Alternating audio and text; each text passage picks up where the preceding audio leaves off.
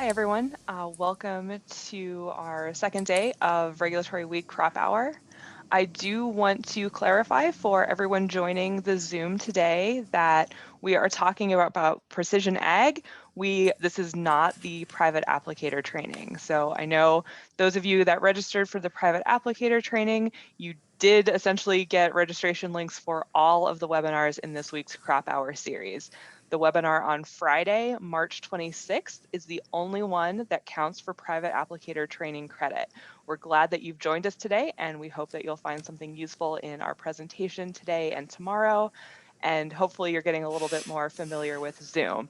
But just know that today is not the private applicator training. We will see you for that on Friday, March 26th from 10 a.m. to 1 p.m. So with that housekeeping out of the way, I'm Amanda Bachman. I'm the Pesticide Education and Urban Entomology Field Specialist for SDSU Extension. I'm based here at the Pierre Regional Center, and I am your Zoom host for this series of webinars. I'll be keeping an eye on the Q&A for our speaker and showing you the QR code and the surveys at the end of the presentation. But I would like to welcome Dr. Ali Nafchi, who is joining us from Rochester, New York. He will be coming to South Dakota at the end of April to join SDSU as an assistant professor in agronomy, horticulture, and plant science. And so we're excited that he'll be joining us on a permanent basis, and we're grateful he was able to join us in advance to share some knowledge about precision ag and sprayer calibration. So I will turn it over to him. If you're ready to share your screen, we can kick it off. Hello. Thank you, Amanda. My name is Ali Nafchi from Cornell University Cooperative Extension, and I'm going to talk about the first. We'll start from precision agriculture and zone management. The question is, what is the difference between whole field management and the zone management? Whole field management treats the field as one unit that requires a set amount of input. This could cause a variation in yield. On the other hand, zone management allows the application to optimize the input utilization and decrease the overall use of chemical, seed, and other inputs. The purpose of using the precision agriculture tools is to increase production and energy efficiency, improve product quality and environmental problems. Obviously, the bottom line for growers is to increase their profit. So variation in a field results tremendous amount of variability in yield.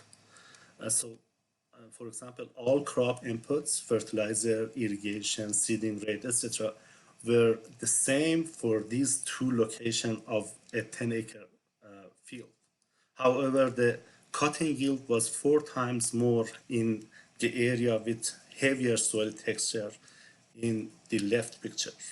As you can see, variation in soil properties cause variation in water holding capacity, infiltration, and soil nutrient availability.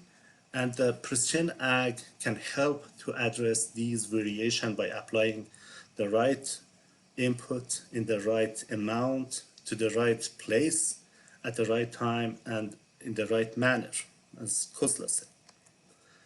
So primary steps for precision agriculture are first to find and identify the variation, second, create different zones, and finally, third, to treat each zone individually. Management zone philosophy is managing each crop production input like fertilizer and other inputs on a site-specific basis by subdividing a production field into a smaller units called zones and managing each unit separately. Yield and soil data, nutrient requirement, pest infestation data, and the weather forecast are the information that we can use to perform zone management. In this process, we use computer interface and sensors with GPS gathered information stamped with their location or coordination. And I want to say in summary, it's all about management. So when we are talking about the accuracy and precision, we need to calibrate our machines or applicators. Calibration ensures the measurement accuracy of an instrument or machine compared to a known standard. It indicates the instrument's error and compensate for any lack of working standard or trueness by applying a correction. So why should you calibrate? It is very important to have the proper calibration because you want, first of all, the right amount of chemical to go out into the plant. So calibration is very important for not only minimizing the damage to plants, also reducing environmental impact. The question is, how often should you calibrate? Really, you want to do the calibrating several times a year after any, major change in your sprayer or applicator. And this 1/128th of an acre method should not take very long for you to calibrate on a regular basis. So there are a lot of different methods and on how to calibrate a boom sprayer, but the one that I am going to present for you today is the 1/128th of an acre method. We are going to measure the amount of output for each nozzle, what would cover as 1/128th of an acre. And then we can measure that output in ounces. So in the 1/128th of an acre method, we measure ounces, which ounces for each nozzle would be equal to gallons per acre for the sprayer. And now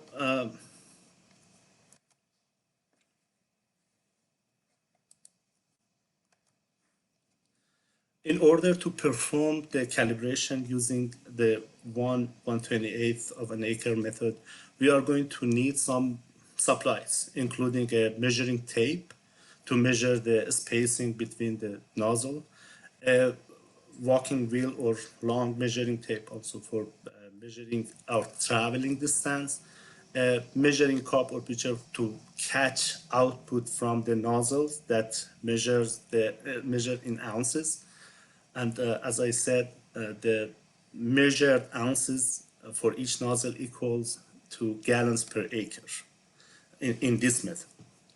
So we need a stopwatch to monitor the traveling time and the flag or something to mark the beginning and end of our travel distance. Also, we need a calculator or something to record our information. Before we start, we need to inspect the sprayer to make sure everything is in a good condition. We also want to make sure the nozzles are all matched and they are all undamaged. If we have mixed nozzles on a boom, it's almost impossible to get good calibration on. Also, we need to set the pressure to match the nozzle optimum range that we want to adjust the pressure to what the nozzle needs. Another point is during this calibration, we are going to use water to limit our exposure to the chemical. The first thing we are going to do is determine the nozzle spacing on our boom sprayer. So we use the tape measurement and simply measure the distance or space between the nozzles. For example, if the space between the nozzles from the center of one nozzle to center of the next nozzle on the boom is 16 inches, make sure all of these nozzle spacing are the same on a 16 inches spacing. We then refer to the measuring chart, you can see how much distance we need to travel to cover that 1/128th of an acre, which is, this number is very important. Based on our nozzle spacing, which this is example 16 inches, now from chart, we know we need to measure out a course of 255 feet of traveling distance. Now, I would like to emphasize the 4075 number. If you check this chart, the tractor traveling distance in feet is equal to 4075 divided by the nozzle spacing, here 16 inches. So here from the chart, we know now we have to make a 255 foot traveling distance, and we are going to measure out and flag that 255 foot traveling distance. Now we need to travel the distance between flag points that we calculated from the chart to achieve 1/128th of an acre and record the traveling time between these flags or points or mark. The traveling speed and PTO RPM should be adjusted to be exactly matched with your operation and practice, what you are doing in reality. Now, as we have the traveling time, we can go back and check the output from each nozzle for the recorded time. So for example, if the traveling time is 40 seconds, we need to catch each nozzle output for 40 seconds to match that 1/28th of an acre. That will give us in ounces for each nozzle or gallon per acre. So as we catch and measure each nozzle output for 40 seconds, this 40 seconds is associated with that 16 inches. So this number could change for different distance or timing. This is associated with those numbers and traveling distance of the number we calculated from the chart. This measurement is that time period in ounces for each nozzle would represent our sprayer in gallon per acre. For example, if we cut 25 ounces in 40 seconds, it means we are spraying 25 gallons per acre for the sprayer.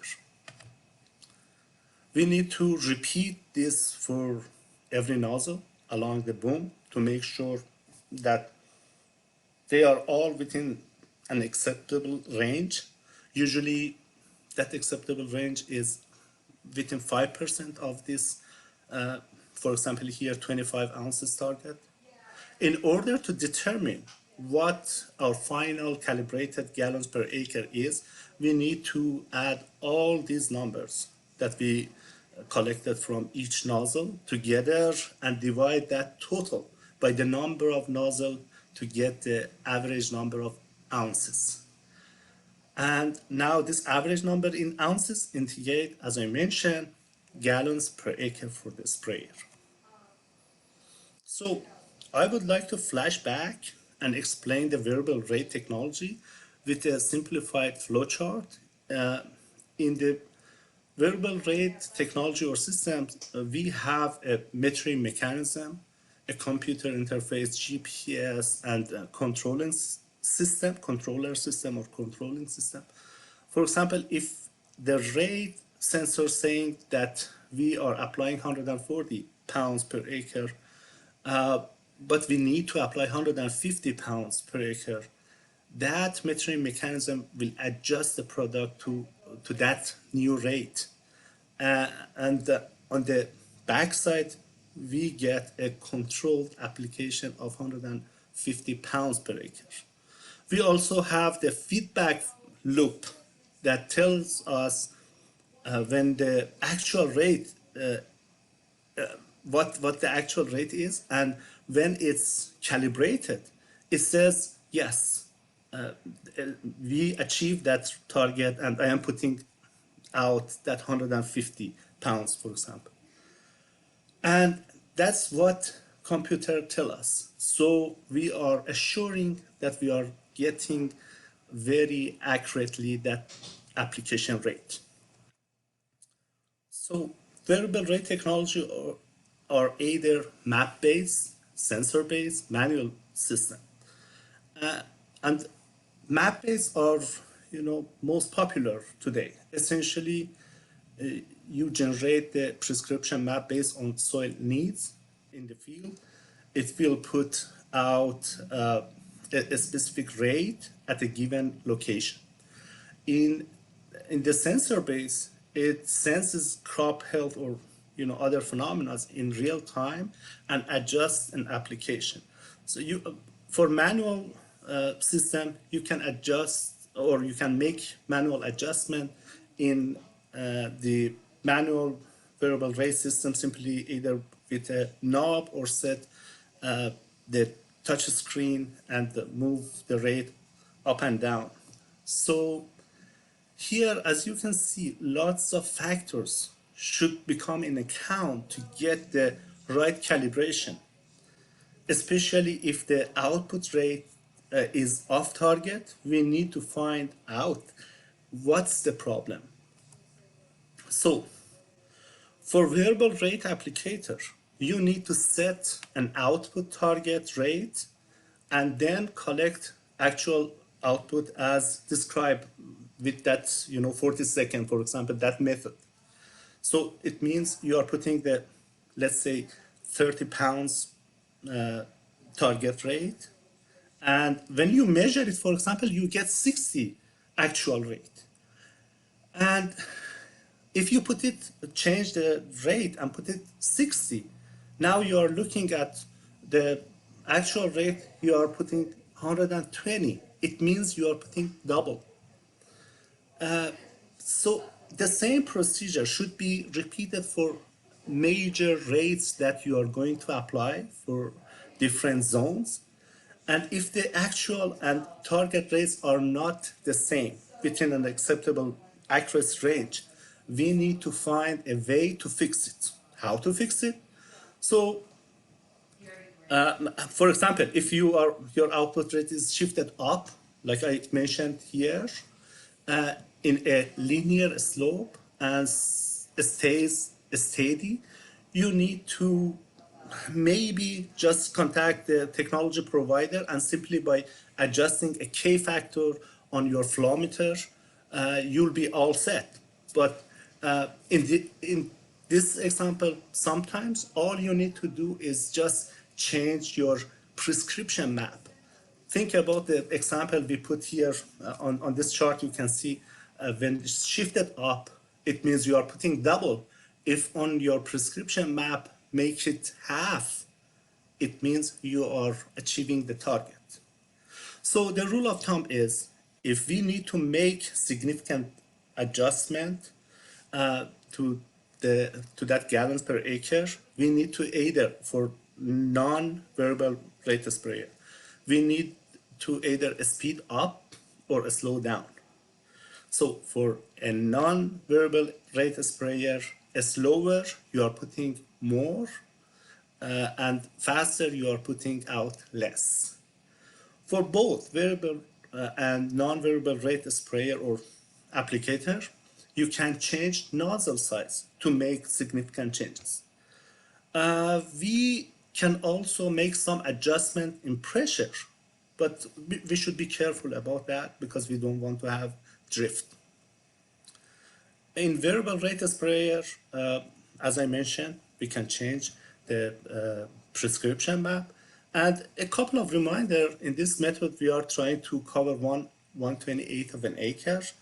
And the simplicity of this method is that automatically convert the ounces that you catch to gallons per acre.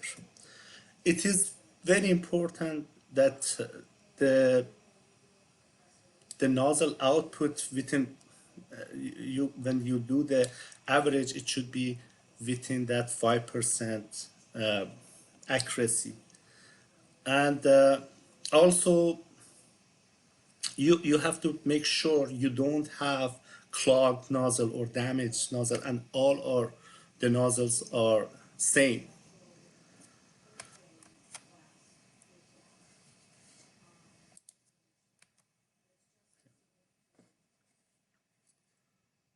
Also, keep in mind that you want to use the same pressure, same setup that you are going to use when you are spraying in reality. And if you change your nozzle, make sure you change them all at the same time. That way you have uniformity across your boom. Keep in mind that you want optimum pressure without creating drift.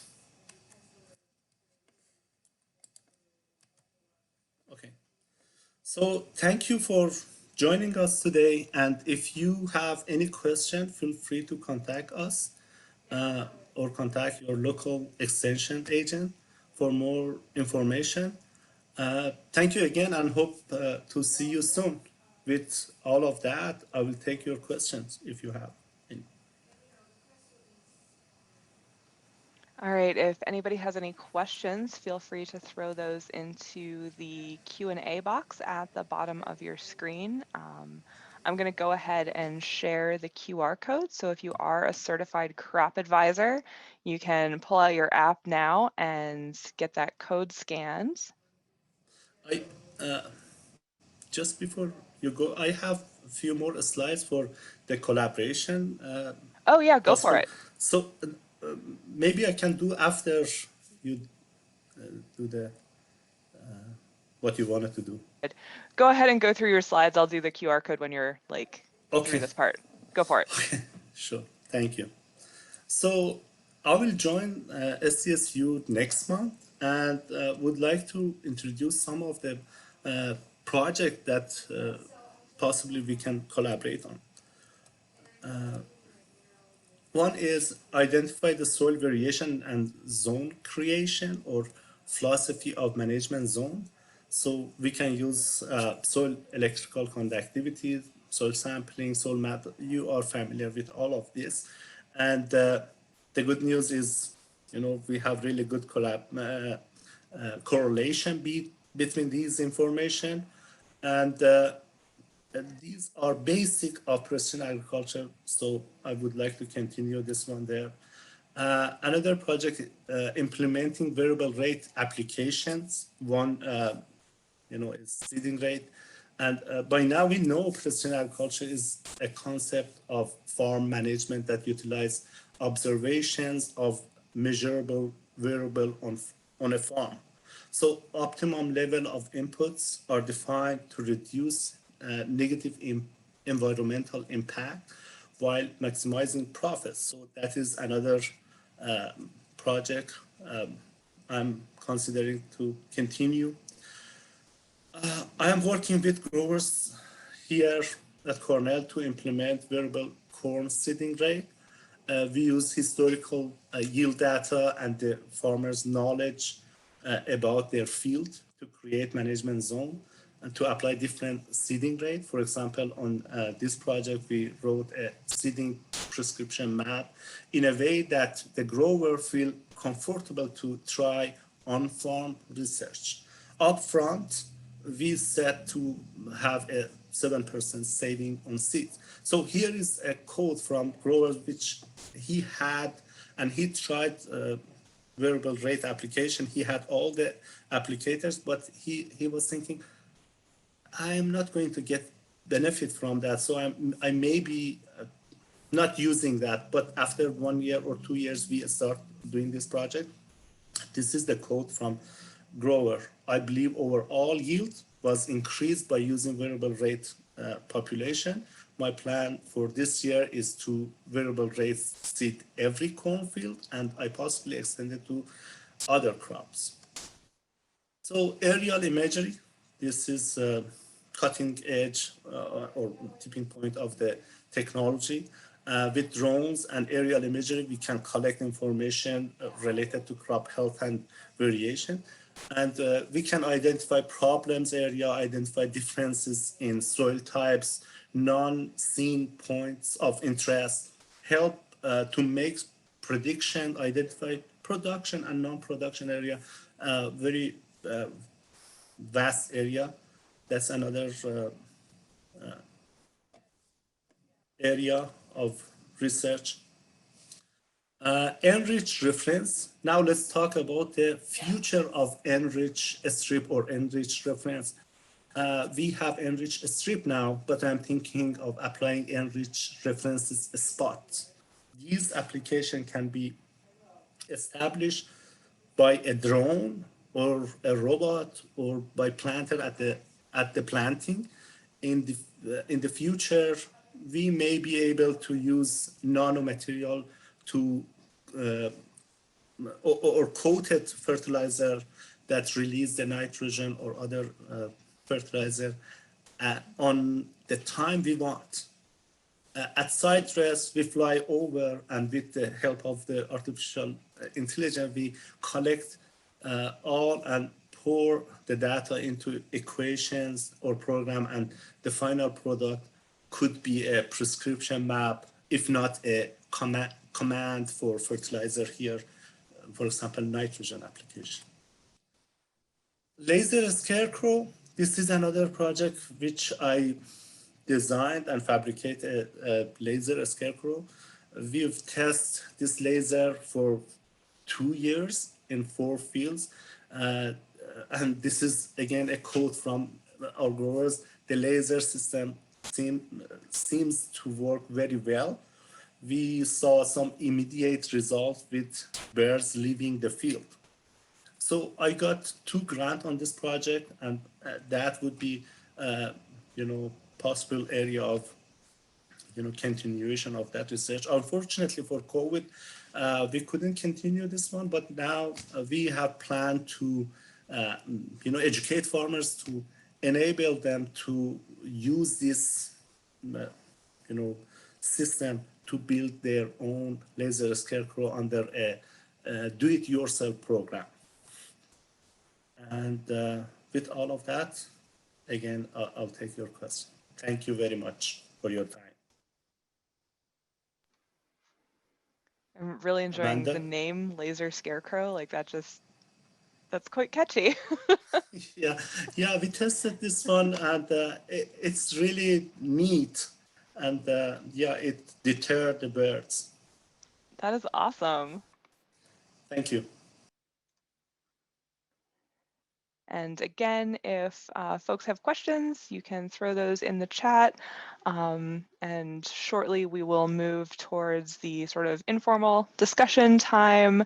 And you're welcome to stick around and chat with us that way. Or if you need to hop off and continue about your Wednesday, thank you so much for joining us. And we'll hopefully see you tomorrow for our industrial hemp discussion, and then on Friday for our private applicator certification. And there are links in the chat for how to request extension publications from us this year, and then also the YouTube playlist for the Crop Hour recordings. This is our last week of Crop Hour, so if you missed any of the previous weeks and wanted to check them out, they are available. And at the end of the week, there will be a survey emailed to you to review this week's Crop Hour. We appreciate those responses as well because they help us inform future programming.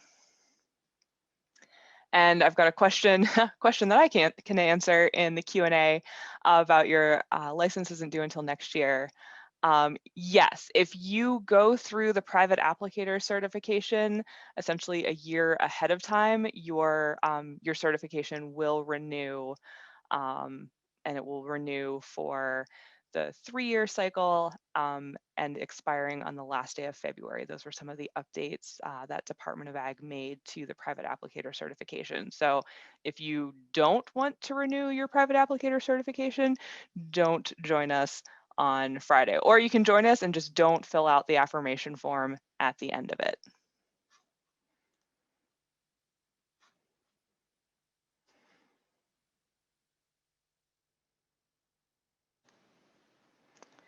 So yeah, that is, I'm not seeing anything else coming into the Q&A. Other extension folks on the panel, you guys have any questions or anything else that we want to hit real quick before we move into the informal part of our crop hour discussion?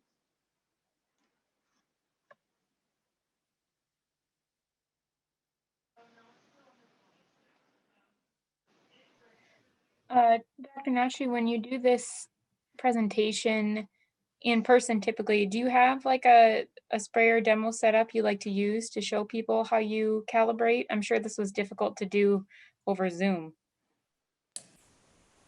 Absolutely. It would be, the best if we can have demonstration and do for wearable and non-wearable application. Basically, we are following the same procedure, but it's good to know how we are going to set up that and how we are going to do it practically.